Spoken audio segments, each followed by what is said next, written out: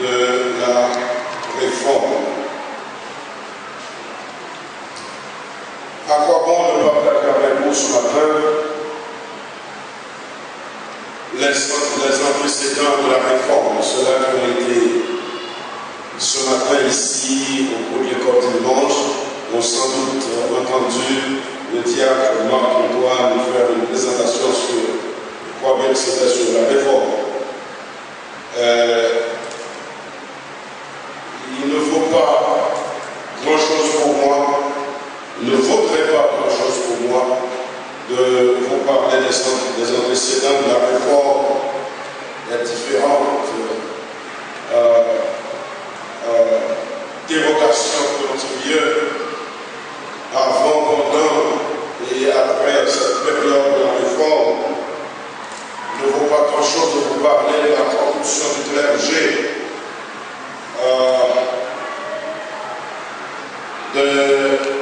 du développement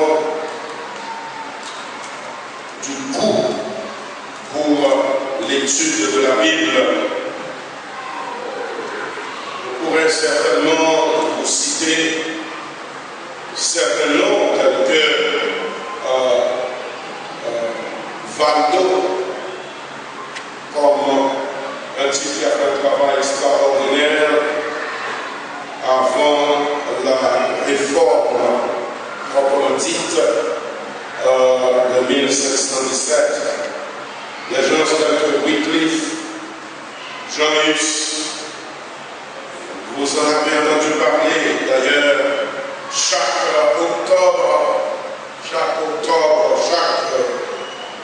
jour où nous commémorons la réforme protestante, vous avez déjà entendu parler de la vente des indulgences comme un des éléments qui ont donné naissance, ont rendu même la réforme protestante nécessaire.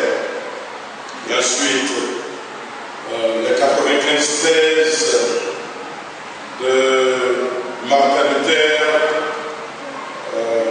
ces thèses qui ont été placardées à la porte de la cathédrale de Wittenberg en Allemagne, le 31 octobre 1717, et qui marqua le début officiel de la réforme protestante. Tout ce que nous venons de dire là, ce sont des éléments qui ont contribué à faire éclater la réforme le 31 octobre 1717. Laissez-moi dire que la réforme protestante, telle qu'elle a été prônée, menée à cette époque-là, était une réforme essentiellement, dans un premier temps, essentiellement institutionnelle. C'est une réforme qui visait un changement au niveau de cette institution qu'on appelle l'Église à ce moment-là. Vous le savez, la réforme proprement dite a commencé le 31 octobre 1717 quand Luther placarda ses 95 thèses à la porte de la cathédrale de Wittenberg en Allemagne. Vous le savez. Je le répète, cette réforme était une réforme plutôt institutionnelle. Mais aujourd'hui, nous avons besoin d'une réforme. Nous avons besoin d'une réforme. L'Église locale a besoin d'une réforme. Vous allez être d'accord avec moi, car nos congrégations sont remplies de formalistes. Nos congrégations sont remplies de gens qui connaissent leur Bible, mais qui ne font absolument rien avec cette connaissance biblique. Nos églises sont remplies de gens qui, en dépit du fait qu'ils soient chrétiens, mais des gens qui vivent encore dans le péché ne peuvent pas tenir tête aux tentations, au péché. Nos églises locales sont remplies de gens qui, quant à la forme, sont chrétiens, quant aux apparences, sont chrétiens, mais qui, quant au fond, sont encore attachés aux habitudes du vieil homme, de la nature adamique. Témoin le fait que même dans nos églises, les péchés les plus grossiers, on les trouve au sein de l'église locale. Écoutez, je ne suis pas en train de dire que tout le monde est coupable, c'est pas ce que je veux dire. Mais je veux dire que au sein de l'église, parmi ces gens lèvres qui adorent le Seigneur, il y en a qui vivent encore dans le péché. Oui ou non? Et nous avons besoin d'une réforme. Alors maintenant, non pas d'une réforme institutionnelle, mais d'une réforme au niveau personnel, dans la vie personnelle. Nous avons besoin d'une réforme au niveau de notre personne, de notre vie personnelle. Et je voudrais, frères et sœurs,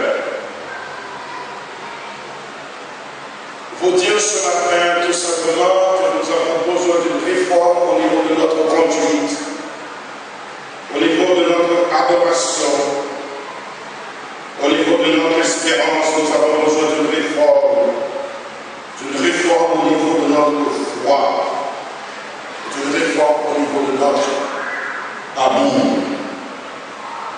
Conduite, adoration, espérance, foi et amour. D'abord, nous avons besoin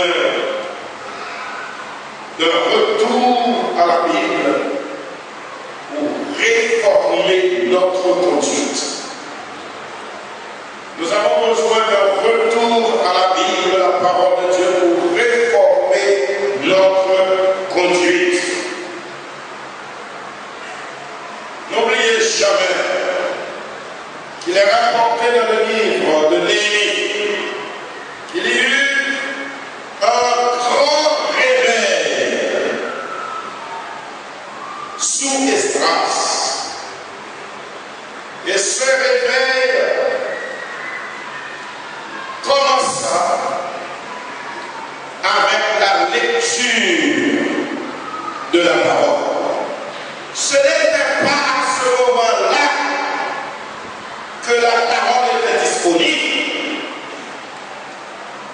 Avant, la parole était disponible, mais le peuple, les responsables du peuple, firent un retour à la Bible pour voir exactement quelle était la responsabilité du peuple.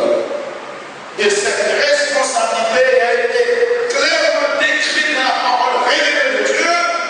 Le peuple a ajusté son comportement, ses attitudes, sa vision à la lumière de cette parole révélée. C'était le retour à la parole qui donna lieu à ce réveil sous Esdras. Donc nous avons besoin, nous aussi, d'un réveil pour que nous puissions réformer notre conduite. Frères et sœurs, écoutez-moi bien. L'Évangile demande non seulement que nos croyances soient exactes, mais aussi que notre conduite suit nos croyances. il ne vaut pas la peine de croire quelque chose dans la parole si nous ne sommes pas prêts à laisser que cette croyance change notre vision, change nos attitudes, change notre conduite, change notre comportement. Nous croyons et cette croyance va se traduire dans notre comportement de chaque jour. Dans le cas contraire, ce serait de l'hypocrisie. Dans le cas contraire, ce serait du simple formalisme. Car il ne suffit pas de se trouver dans l'église le dimanche matin ou dans un culte le dimanche matin si la raison fondamentale n'est pas que nous laissions le Seigneur nous parler, que nous laissions le Seigneur par sa puissance transformatrice agir en nous pour nous changer complètement jusqu'à ce que nous devenions semblables à son Fils Jésus-Christ. Non, il ne vaut pas la peine de croire, frères et sœurs, si cette croyance laisse notre conduite indifférente. Comment pouvons-nous nous comporter comme les gens de dehors en tant qu'enfants de Dieu? Comment pouvons-nous nous conduire comme les gens qui n'ont jamais été réconciliés avec Dieu? Nous devons faire un retour à la Bible pour réformer notre conduite. Celui qui connaît la parole, qui connaît la révélation de Dieu, mais qui ne la met pas en pratique, je le redis, est soit un formaliste, soit un hypocrite. Et moi, en tant que chrétien, je ne voudrais jamais être un formaliste, ni un hypocrite dans l'adoration de Dieu. Celui qui a la forme sans le contenu, n'a aucune valeur aux yeux de Dieu. Celui-là est semblable à un insensé qui bâtit sa maison sur le sable. La pluie est tombée, les torrents sont venus, les vents ont soufflé et ont battu cette maison. Elle est tombée et sa ruine est grande, selon Matthieu 7, versets 26 et 27. Dans Matthieu chapitre 7, je vous invite à lire avec moi à partir du verset 21, parce que nous venons de parler de formalisme. Matthieu chapitre 7, à partir du verset 21. Lisons ensemble cette portion, frères et sœurs. Ceux qui me disent, Seigneur, n'entrons pas tous dans le royaume des cieux, mais seulement celui qui fait la volonté de mon Père qui est dans les cieux. Plusieurs me diront ce jour-là, Seigneur, n'avons-nous pas prophétisé par ton nom? N'avons-nous pas chassé des démons par ton nom? Et n'avons-nous pas fait beaucoup de miracles par ton nom? Alors je leur dirai ouvertement, je ne vous ai jamais connu. Retirez-vous de moi, vous qui commettez l'iniquité. Frères et sœurs, écoutez-moi bien. Écoutez-moi bien. Je vous invite à ne pas prêter oreille à Christ. Restez simple au lieu de prétendre être spirituel. Restez simple au lieu prétendre être spirituel. Restez simple au lieu de prêter attention aux gens qui font des miracles au nom de Dieu. Restez simple. Alors le Seigneur lui-même sera vous guider lui-même. Il ne vous guidera pas par un homme, non, mais il vous guidera par son esprit. Restez simple. Ne mélangez pas les choses. Ah, ils sont nombreux ceux-là qui aujourd'hui présentent un Christ mélangé. Un salut qui est à la fois le résultat de ce que Christ a fait et le résultat en même temps de ce que font les hommes. Attention. Attention. Le salut est par grâce et seulement par grâce. Et on se l'attribue par la foi en Jésus-Christ. Voilà. Frères et sœurs, dans ce passage que nous venons de lire, ces gens-là, ils sont décrits là.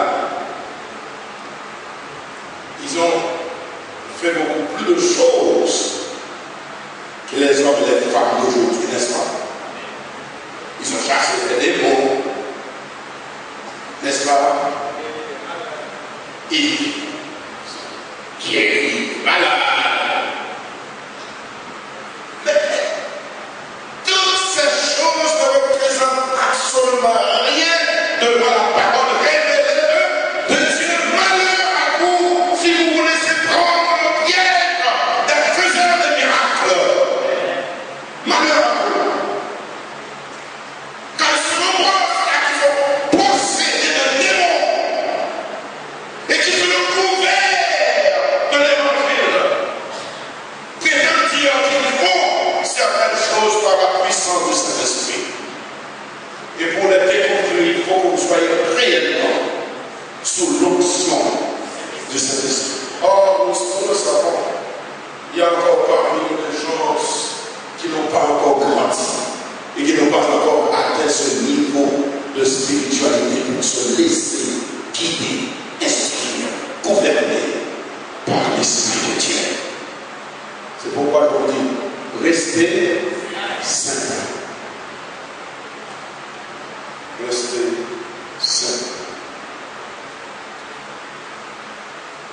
Notre conduite, nos attitudes, notre exemple, notre style de vie, sont-ils en droite ligne avec la parole révélée de Dieu? Écoutez-moi bien, nous parlons de réforme. La réforme protestante, croyez-moi, nous avons des missions aujourd'hui encore, mais c'est du passé.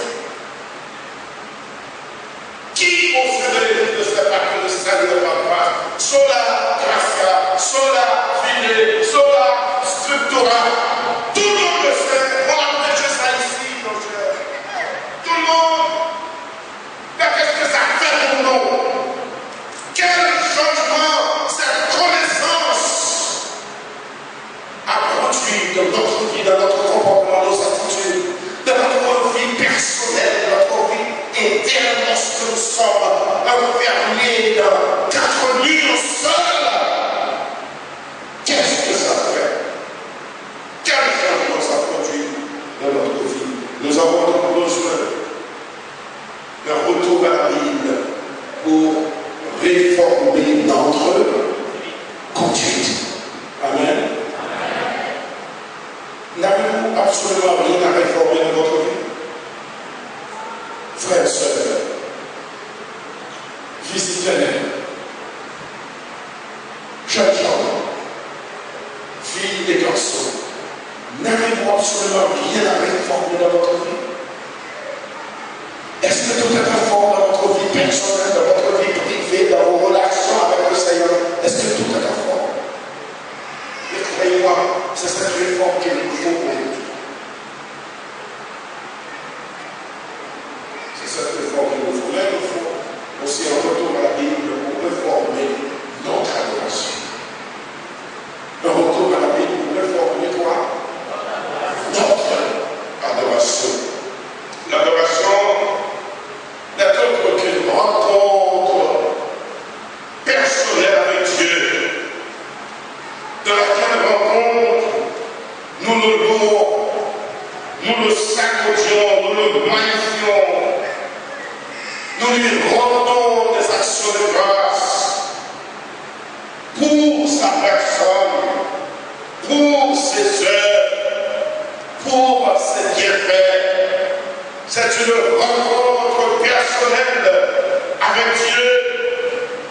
Frères et sœurs, écoutez-moi bien. Notre adoration ne doit jamais être centrée sur nous-mêmes. Notre adoration ne doit jamais être centrée sur nos émotions. Nos émotions sont passagères. Vous voulez que je vous donne un exemple? Si il y a quelqu'un, oh, ça c'est pas, il est joyeux, il est festif. Et comme par un hasard,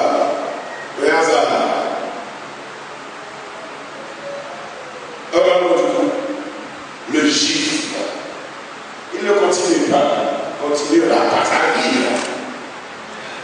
Immédiatement, sa contenance changera, son visage changera, immédiatement, il se cachera.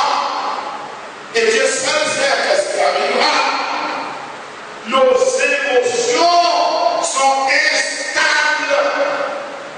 Frères et sœurs, nous devons chercher à comprendre sur quoi doit être centrée notre adoration. Notre adoration doit être théocentrique, c'est-à-dire centrée sur Dieu. Il est seul maître, créateur du ciel et de la terre. Notre adoration doit être centrée sur lui parce que lui seul est Dieu d'éternité en éternité. Lui seul est souverain. Lui seul est saint, le Dieu de toute sainteté. Le Dieu suprêmement élevé. Notre adoration doit être centrée sur lui. Mais aussi, notre adoration doit être centrée sur Christ. Christocentrique. Centrée sur Christ. Ma Bible me dit que Christ, le Fils de Dieu, est le seul médiateur entre Dieu et les hommes. Il a été établi avant même la fondation du monde. Il était là lors de la création. Faisons l'homme à notre image et à notre ressemblance. Pluriel. Nous n'avons pas le temps d'entrer dans cet état. Mes frères et sœurs, non seulement notre adoration doit être théocentrique, christocentrique, mais notre adoration doit être ecclésiologique, c'est-à-dire cette adoration doit être le fruit des lèvres, écoutez-moi bien, le fruit des lèvres du peuple de Dieu, le fruit des actes du peuple de Dieu. On n'adore pas Dieu pour être sauvé, mais on adore Dieu parce qu'on est sauvé. Ne mettez pas la charrue avant les deux. J'adore Dieu parce que je suis sauvé. Et comment est-on sauvé? Uniquement en acceptant Jésus-Christ comme Seigneur et Sauveur.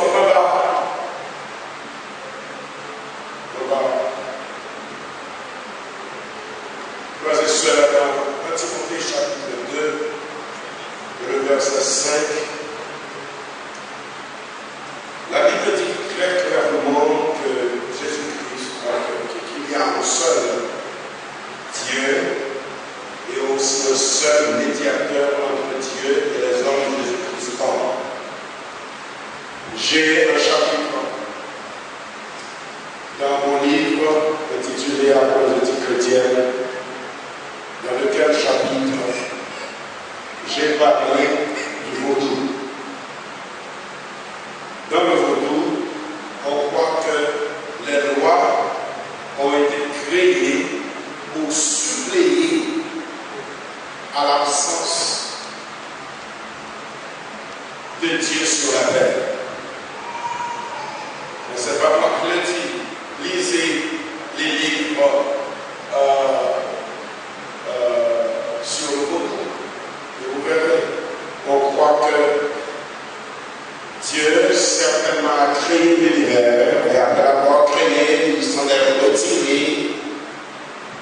et a donné les lois pour suppléer, pour régler les affaires humaines. Et c'est une croyance qui est diamétralement opposée à ce qu'enseigne la parole de Dieu. Un seul médiateur. Nous pouvons. Personne ne nous apprend un droit, des lois comme médiateur. Les lois ne sont que des esprits malins.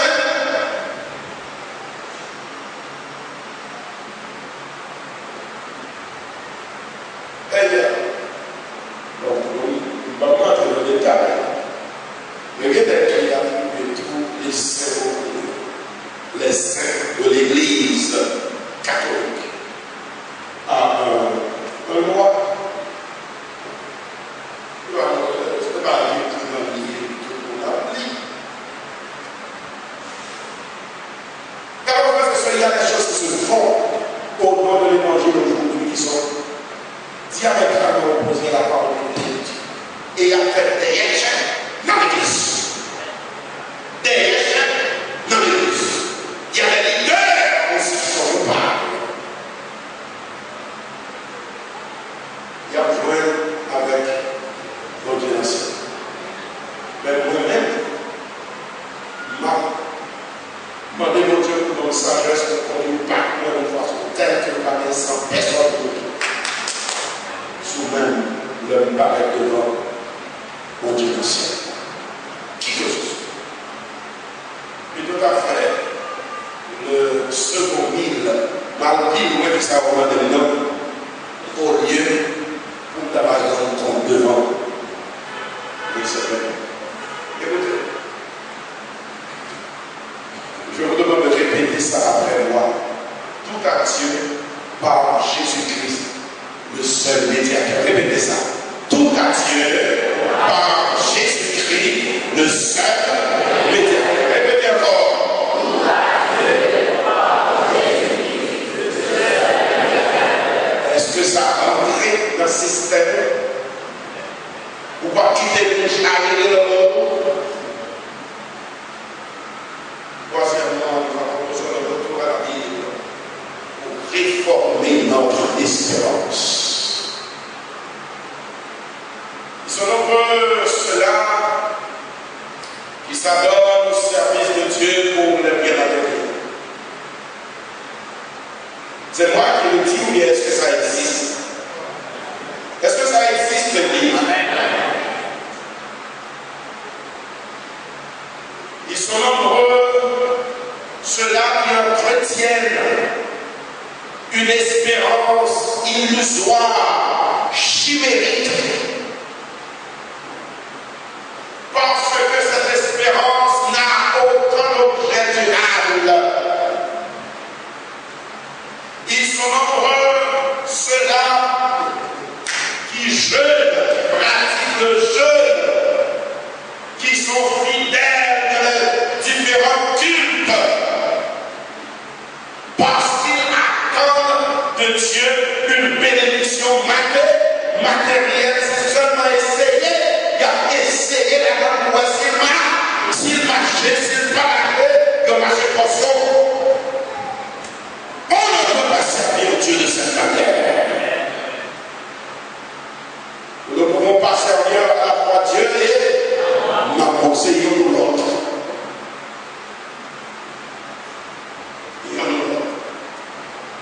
Frères et sœurs, il y a deux choses qui constituent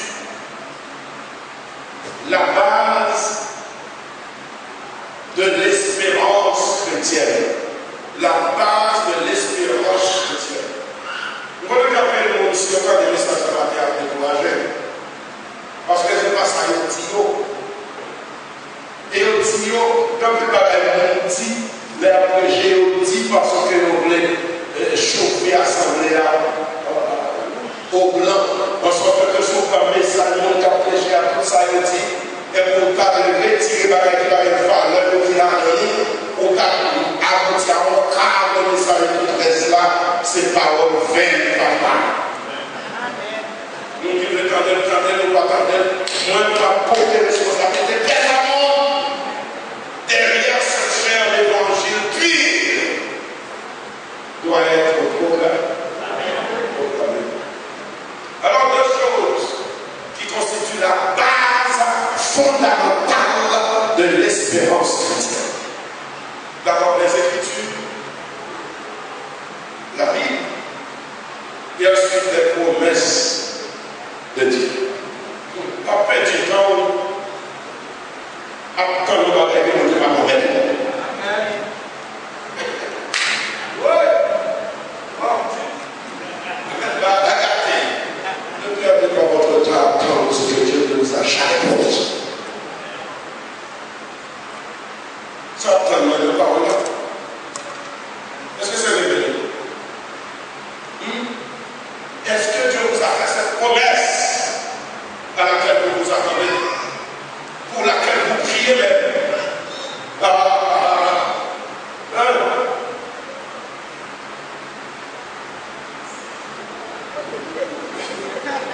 Pour quelque chose que Dieu ne vous a jamais promis.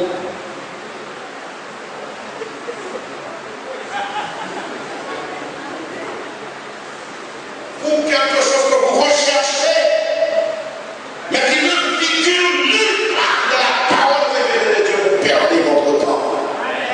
Et votre adoration est faite parce que cette adoration est hypocrite. On n'adore pas Dieu de ce côté. Vous vivez dans les abandonnés. Parce que même il s'appelle toute force. Il s'abandonne dit. En ce jour de la réforme, réforme individuelle, réforme personnelle. Ah ouais, je suis chrétien, mais pour gratuité, ah ouais, je suis chrétien, pourtant pour la fornication, ah ouais, je suis chrétien, pourtant ma faire tout carré, mauvais, bagaille, une bonne bagaille qui tellement laid, le monde pour le faire. Chrétienne. Donc c'est ce que nous avons.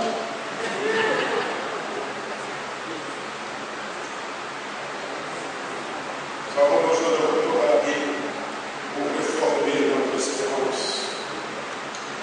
Nous avons parlé des Écritures comme base fondamentale de notre espérance. Nous avons aussi parlé des promesses comme base de notre espérance. Mais n'oubliez pas, quand nous parlons des Écritures de la Bible et des promesses de Dieu, nous parlons de la même chose. Parce que les promesses de Dieu, où sont-elles révélées? Dans la Bible, c'est quoi? La parole de Dieu qui est puissante.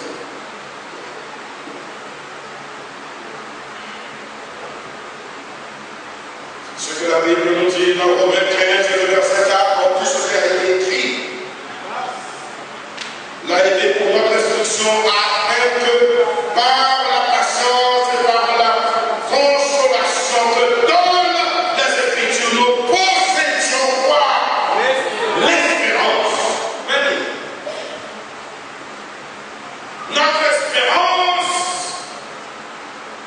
doit être fondée sur ce que la parole de Dieu déclare. Fondée sur les promesses de Dieu.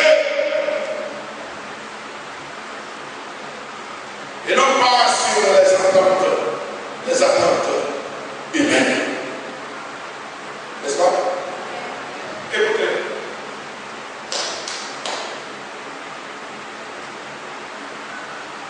Je propose de parler de ça.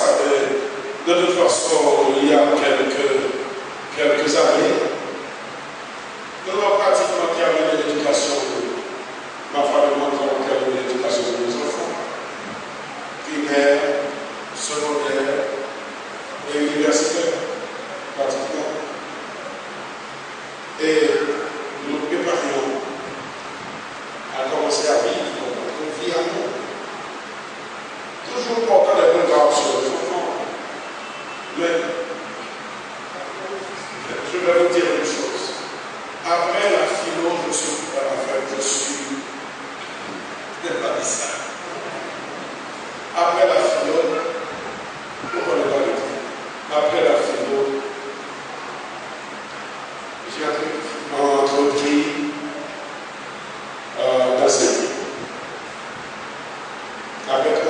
suis parti aller étudier ailleurs. Et en 1980, je me suis engagé dans l'œuvre évangélique. L'organisation des croisades, des conseils pour jeunes, tenir du temps et tout le reste. Je n'ai jamais eu le temps de visiter la citadelle. La citadelle, la famille a été au Cap-Haïtien. Et croyez-moi, votre pasteur, à sa honte, n'a pas encore visité beaucoup de villes des provinces à part le Cap-Jacmel, le Cap-Gonaïve et Port-de-Paix, celle du Nord. Mais ce ne sont pas seulement les seules villes qui existent en Haïti. Et je me suis dit, nous allons être libres. Et c'était là une attente. Où est ma femme maintenant? Elle est à l'étranger. Elle ne peut pas voyager. Où est-ce que je suis? Je suis ici en Haïti. C'était pratiquement une attente chimérique. Et sont nombreux ceux-là qui sont frustrés aujourd'hui parce que l'évangile est mal reçu. Sinon, mal prêché. Je vis appris là-dessus. Que c'est à quoi je dois m'attendre, c'est ce qui est révélé dans la parole de Dieu. Et qui m'appartient encore de Dieu. C'est ce qui est promis dans la Sainte Écriture. Et non pas mes espérances illusoires, chimériques. Quand on perd notre temps. Écoutez ce que je vous dis aujourd'hui. Les objets de l'espérance chrétienne, de mon espérance, les objets de tous les vrais chrétiens, ce ne sont pas les attentes chimériques illusoires, les plans illusoires, mais c'est d'abord Dieu. Je vous cite le passage, nous n'allons pas avoir le temps de les lire. Dieu, premier objet de notre espérance, Somme 39, verset 7, Christ, 1 Corinthiens 15, 19, le salut, Romains 5, 1 à 5, la résurrection, Acte 23, 6, la vie éternelle, Tite 1, 2, la gloire éternelle, Romains 5, 2, et le retour de Christ, Romains 8, 22 à 25. Frères, sœurs, si il y a comme monde qui est courage, campé, dis-moi, n'y en a pas espérance, mardi ou pète au fin. Parce que ça est là. Le monde est passé et tout ça nous tout ça nous pensait qui existait, capable de passer devant Dieu lui-même l'après, car il règne d'éternité en éternité. Christ, le seul médiateur entre Dieu et les hommes, celui qui est passé à la droite de Dieu et qui aujourd'hui encore, aussi longtemps que l'Église de Christ est, il intercédera pour son Église. C'est notre représentant. La résurrection, c'est mon espérance. La vie éternelle, c'est mon espérance. Ce n'est pas une pure espérance, mais au moment où je vis maintenant, c'est une réalité. Ça doit être une réalité pour chaque chrétien, chaque frère, chaque soeur, chaque visiteur, ici sur la terre. Le salut doit être une réalité dans le maintenant. Non pas une réalité pour le futur, mais ça commence dès maintenant. Je suis sauvé.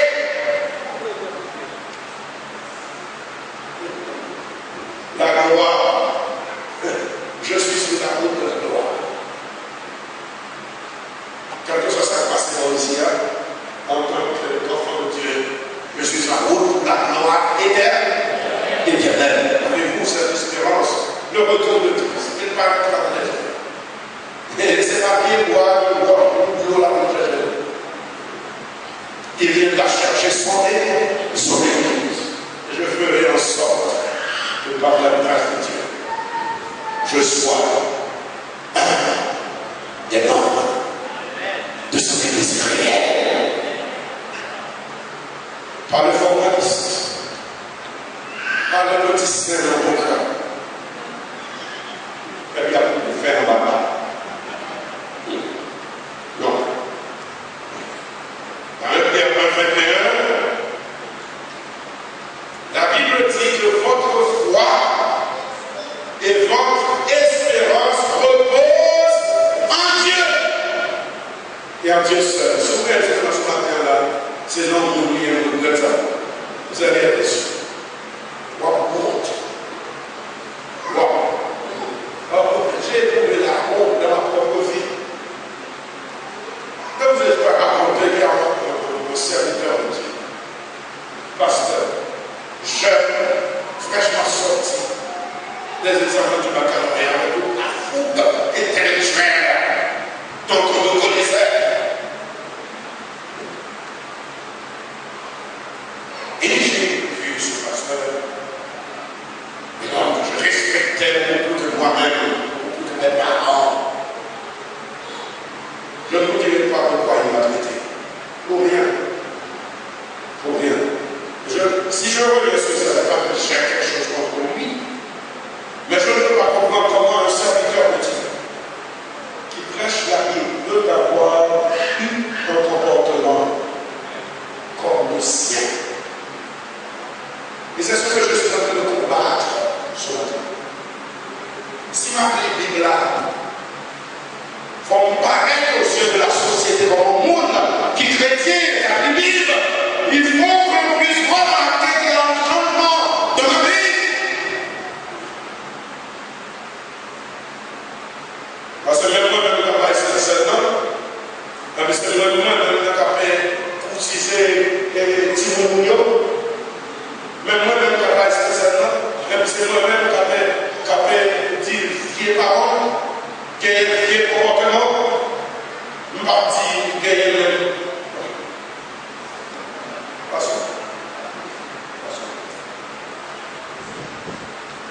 Nous gagnons dans l'église. Et même au sein de cette génération, les gens sont frustrés. C'est pas vrai? C'est pas vrai? Dans l'église. Et ça a toujours été comme ça dans un certain sens. Karl Marx était frustré. Karl Marx, tout le monde connaît le marxisme. À la part du marxisme, il y a qui Karl Marx. Mais c'est frustré. Il va faire un devenir. C'est au monde qui on package chrétien de la vie. Malgré tout, alors on est en danger. Lorsqu'on est formaliste, on est en danger. Lorsqu'on est hypocrite dans le service de Dieu, on est en danger. Parce qu'on va comprendre qu'ils sont en devenir. Vous comprenez? Puisqu'on va manger, et nous dans cette partie, nous avons précaution avec les choses de Dieu. Nous connaissons toute la matériel, il y a des gens qui chrétiens. Et puis on dit, Seigneur, vous connaissez, on va faire marier. Il m'a dit, vous connaissez. Tout le monde de marier dans la vie là, alors on ça va devenir nous. Et pas dit ça parce qu'on nous fait dire au papa, non. On ne va pas faire ça, objet de votre espérance. Parce que le mariage, combien de monde qui va marier, qui vit normalement, on vit des choses. Parce qu'on ne peut pas faire pour eux, et ceux-là qui ont forcé la note. Vous appelez là où forcé la note là, un pays. Vous comprenez? Que la maison de Dieu. Vous comprenez ça avec tout le monde.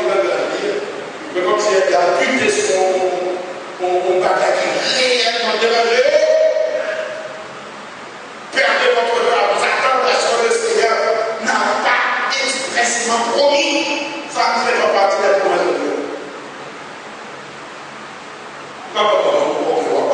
Est-ce qu'on est prêt pour faire tous les sacrifices que le mariage demande?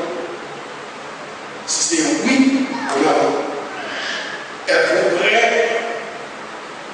à tous les niveaux à répondre aux exigences de non mariés ou d'une femme mariée? Ok, très bien. Mais dans le cas contraire, c'est de la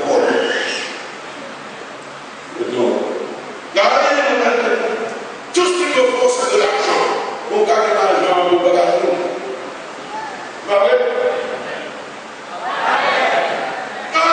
D'autres me diront tout ce qu'il me faut, parce qu'elle m'a envoyé trop longtemps. C'est une maison. Quoi fait une maison tout ce qu'il me faut, c'est une position. Quoi fait une position? Et puis,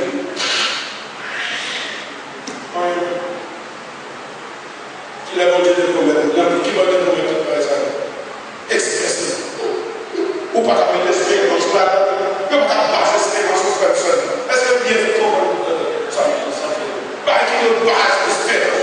Que si on monte plutôt au fond de paix, si on monte à tout ça par espérance, si on parle de Dieu, Jésus-Christ, du retour de Christ, de l'enlèvement de l'Église, ce sont ces choses-là qui constituent la base de la espérance dans notre Dieu. Le temps me manque pour parler de quelque chose.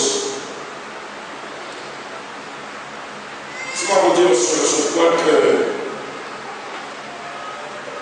si vous mettez Dieu d'abord, le reste de toutes les autres choses prendront leur place.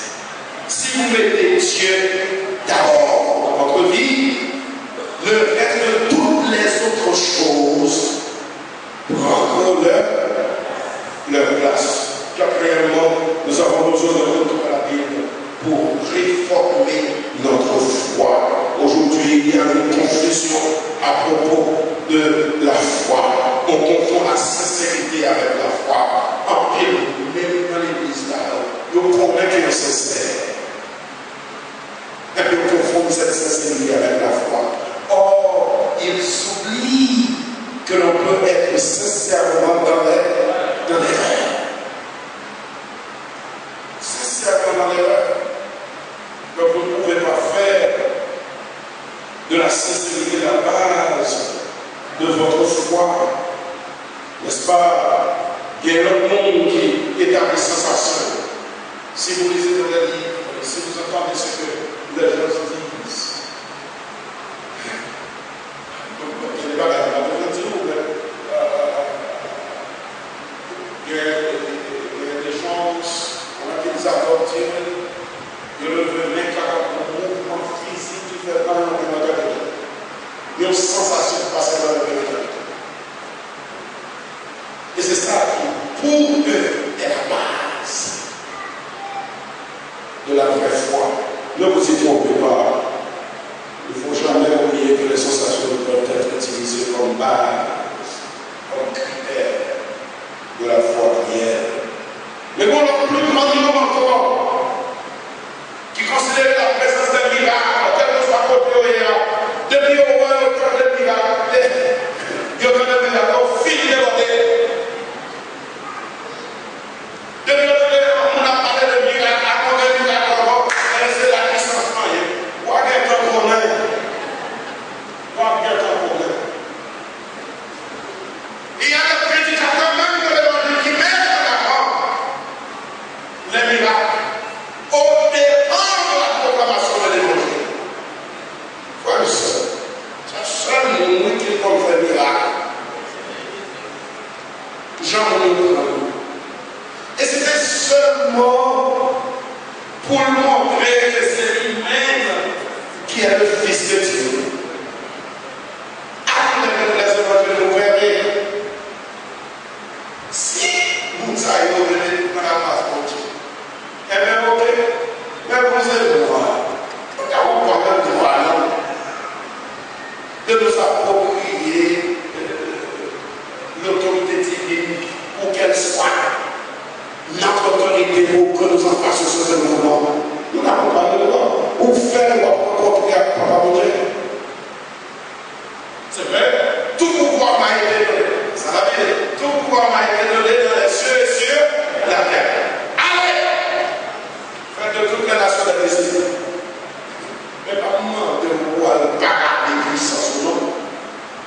La main sur la grossesse.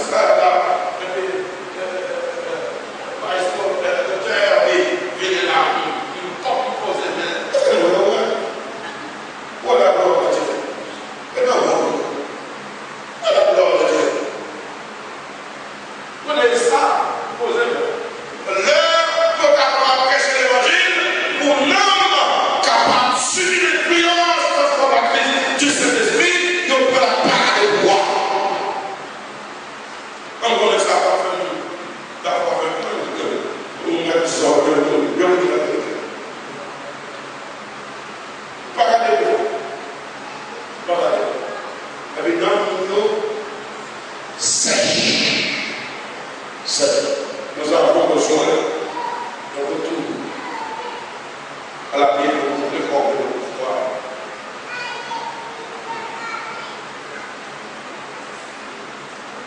Dans 1 Pierre 4, verset 11, 1 Pierre chapitre 4, verset 11, la Bible dit si quelque part que ce soit selon les oracles de Dieu. Sous mes oreilles, dans les temps.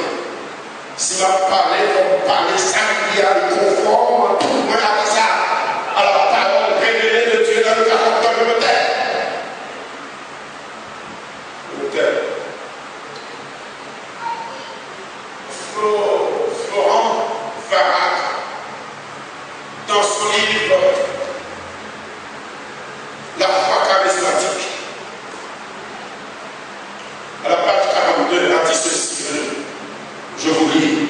Si l'on n'est pas prêt à accepter le verdict des Écritures sur tout phénomène spirituel, on accueillera le témoignage de n'importe quel esprit, de n'importe quelle vision, de n'importe quel enseignant.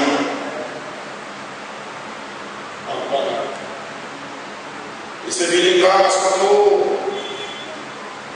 qui a dit ceci, va-t-il à la vue et à l'entendement de toute cette congrégation qui est sous le sceau de l'envoi. Voici ce que Billy Graham dit. La Bible nous encourage à juger de près tout ce qui est religieux. Même l'Église que nous fréquentons doit être examinée pour voir si elle a une foi sainte. Ou plutôt de temps de. Ou pas de temps de, moi je me suis déjà. Même pas non,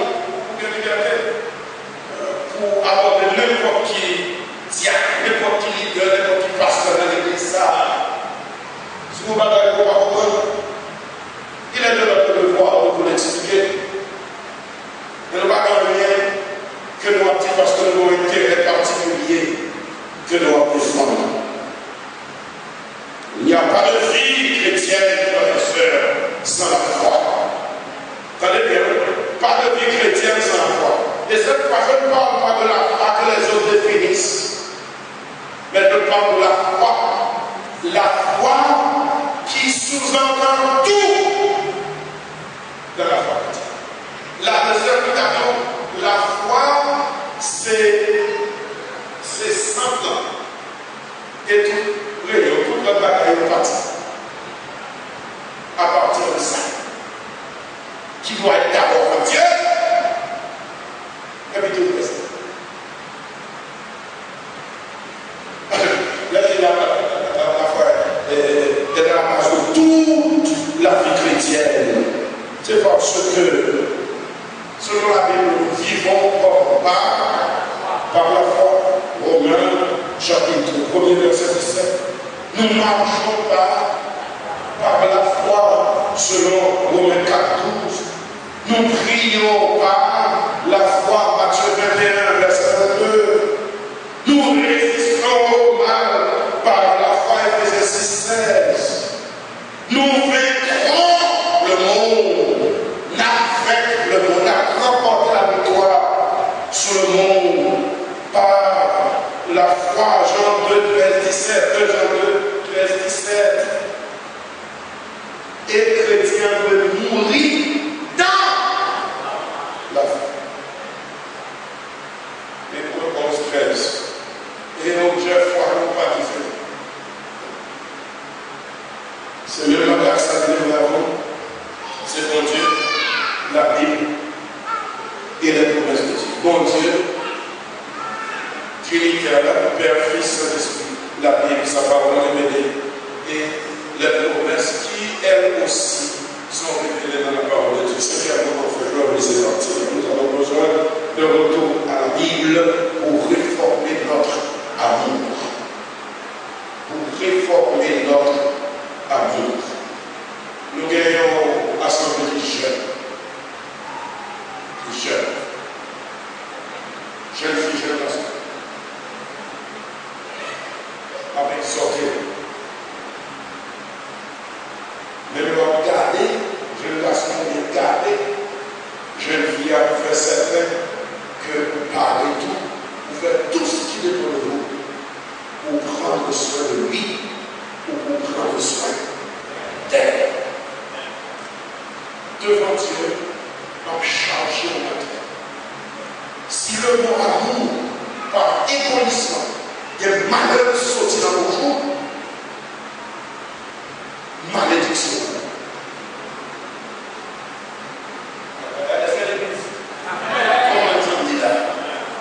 C'est un mot que vous pouvez prononcer avec un double cœur, une double intention. Et ça fait un bon Dieu au monde qu'on même faire certain pour éprouver peut-être d'abord. Mais ne soyez pas étonnés. Il y a un longtemps, depuis 84, on a parlé du monde. Et si vous voyez enregistré. Et tout ça en arrière, que ce soit ici, que ce soit ailleurs, un peu partout, dans le pays, et même à l'étranger. Même question, par même, oui, par la grâce de Dieu. Depuis non seulement quelques mois ou quelques années pour sortir des États casser cœur. C'est une honte pour chrétiens. Pas qu'à les paroles. Son honte. Son honte. La Bible de la Bible. La Bible de déjà. Et puis, les continues. Et puis, dans le à partir de comment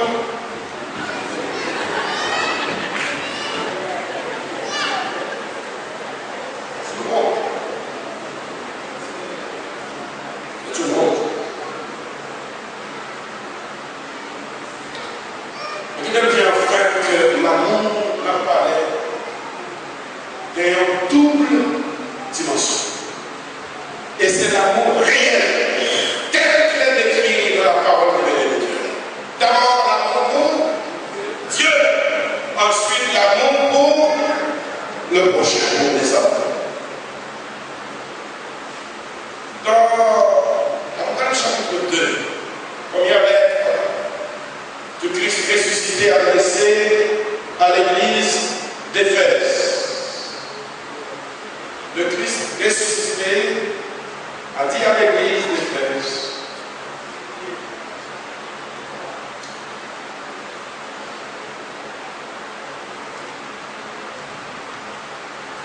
songez quand saute tomber.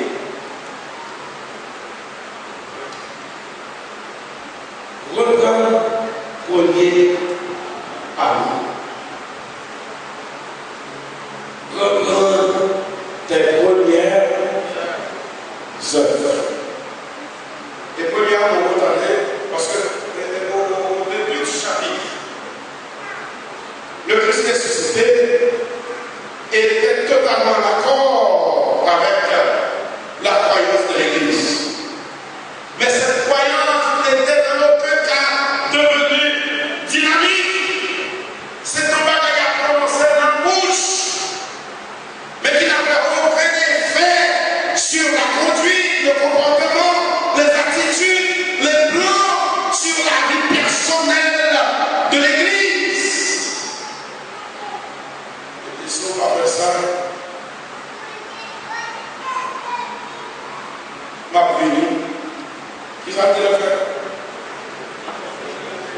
La retiré qui c'est?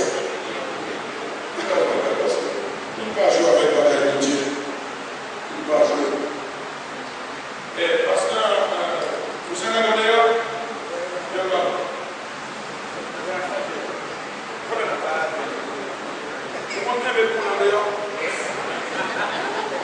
pour le Maroc, vous comprenez d'ailleurs? Ok. Ça, c'est plein de maïs à cause. Et puis, les maïs à la main de tout ça, vous voyez, 4 de loin. Et puis, la fille, mais il n'a pas béqué la vie. Ah ouais? La béqué la vie. Plus la avancée, mais la fini, vous m'avez frappé doucement. La poêle, la fini. La béqué, tu prennes exactement, il va garder moi. Au commencement, il a qui mouvement m'a fait, mais finalement, il vient juste la pierre, la béqué, tu prennes là la pierre, et puis la vie la béqué.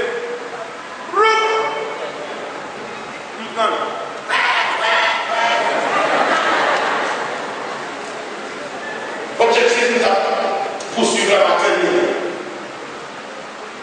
Pour qui ça mort? Illustration. On a calé le Corinthiens 13, verset 1 à 3, qui en réalité parlait du motif de l'amour. Vraiment, le bien, c'est ma bouche. C'est pas son frère qui est valeur. C'est le motif qui pousse son frère, qui va son frère valeur. Ça vous fait, c'est pas libre. C'est ça qui pousse au fait, ça vous fait, qui va, ça vous fait valer, aussi non qui fait, ouais, c'est intérêt, pas défendre.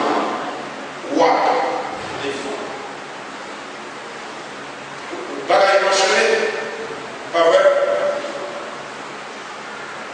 Même quand monsieur qui a pété aux filles, il remet, et aux filles qui a pété quand monsieur dit, remet, si c'est un peu la personne qui a été avant, c'est pas chrétien, non? C'est pas chrétien. Ça, on nous réformer. Ou pas capable de dire on nous remet, et puis on prend le torchon en bas. Ou pas capable de dire on nous remet, et puis pas gagner pièce respect. Côté bien l'amour, mais les soumissions réciproques, frère et sœur. Ne vous y trompez pas. Nous besoin réforme. C'est un appel à la pratique de l'amour frère que l'on fait maintenant. De l'amour dans sa double dimension. L'amour pour Dieu et l'amour pour le prochain. Maintenant, en ce dimanche, nous commémorons la réforme. Qui va nous dire que, alors, retour à la Bible, pour qui ça? Pour réformer notre conduite. Retour à la Bible pour réformer ça. Notre adoration. Notre adoration doit être contenue. Et l'émotion va être capable de contenir l'adoration. Vous entendez? Maintenant, l'émotion n'est pas capable de contenir l'adoration. C'est ça que fait.